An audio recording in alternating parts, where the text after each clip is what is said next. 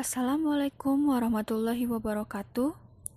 Pada kesempatan kali ini, saya akan menjelaskan tentang fenomena COVID-19 dan vaksinasi yang ada di dunia maupun di Indonesia. Seperti yang kita ketahui, beberapa saat yang lalu, suasana mengerikan di India yang kesulitan menangani lonjakan kasus COVID-19 telah mengguncangkan dunia. Meski demikian, wabah itu tak hanya menjadi krisis di negara tersebut, melainkan bagi semua orang yang ada di dunia.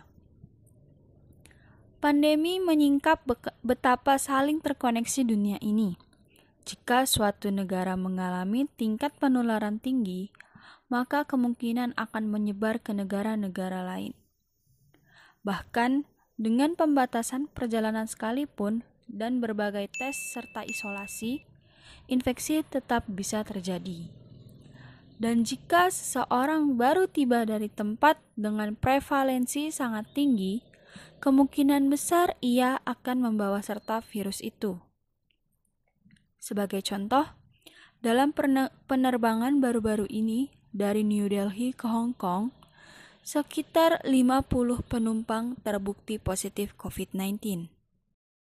Virus tidak mengenal perbatasan negara, kebangsaan, umur, jenis kelamin, atau agama, kata ilmuwan kepala di Organisasi Kesehatan Dunia, Dr. Soumya Swaminathan, sebagaimana dilaporkan wartawan masalah sains global BBC News Rebecca Morel. Dan apa yang terjadi di India sekarang, malangnya telah terjadi di negara-negara lain.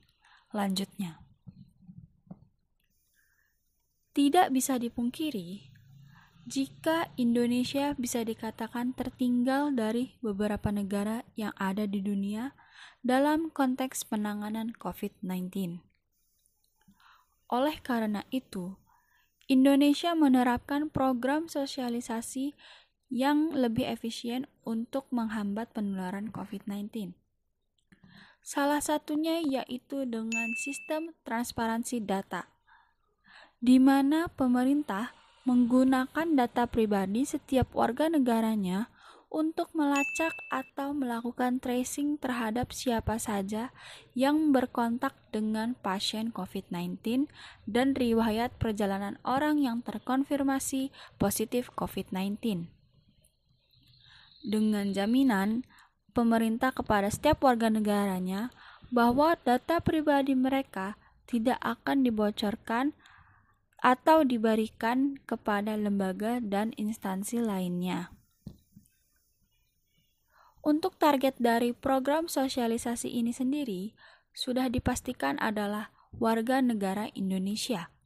Sebab masyarakat Indonesia masih tergolong acuh atau seringkali mengabaikan protokol kesehatan yang sudah dianjurkan oleh pemerintah.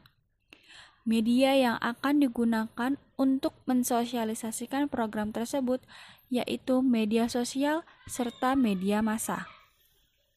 Instagram dan YouTube akan menjadi media yang tepat untuk mensosialisasikan program ini. Mengapa? Sebab dua media sosial tersebutlah yang saat ini sedang ramai digunakan pada saat pandemi. Dan untuk media massa sendiri, kami menggunakan iklan layanan masyarakat yang akan ditayangkan di channel-channel televisi yang ada di Indonesia, seperti RCTI, MNC, Trans TV, Trans 7, SCTV, Indosiar, dan lain-lain.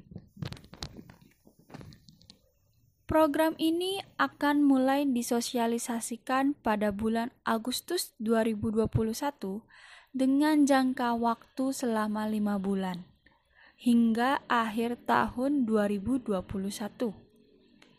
Tujuan dari diadakannya program ini adalah untuk menghambat proses penyebaran COVID-19 semakin meluas di Indonesia. Tentu saja program ini tidak akan berjalan tanpa persetujuan dari pemerintah dan Kementerian Kesehatan Republik Indonesia, dengan harapan dapat mencapai hasil yang diinginkan, yaitu berkurangnya proses penularan virus COVID-19 di Indonesia. Terima kasih atas perhatiannya. Mohon maaf apabila ada kata yang kurang berkenan.